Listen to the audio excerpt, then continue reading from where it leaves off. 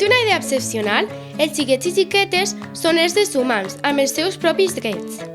Tenen dret a ser protegits, créixer i desenvolupar-se. Què et sembla? Sembla lògic, veritat?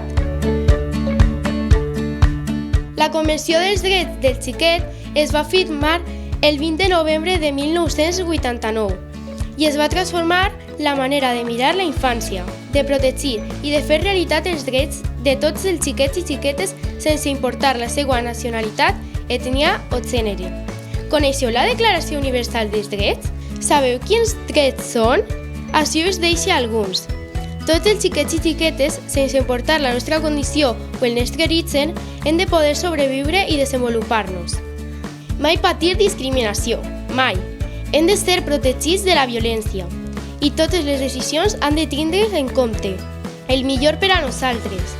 Tenim dret a la participació, a ser escoltats, dret a l'educació igual per a tots i totes sense diferències. Per favor, ja que som diferents, cadascú necessita una ajuda diferent.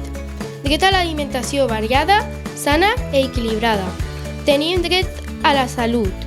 Cuidar-nos és molt important. Atenció, adults. Tenim dret a jugar, que és divertir-se és molt important. Jugam o passem genial i aprenem molt, a compartir, raonar, parlar a tantes coses. Aquests drets són sol alguns dels drets, vos anima a investigar-los.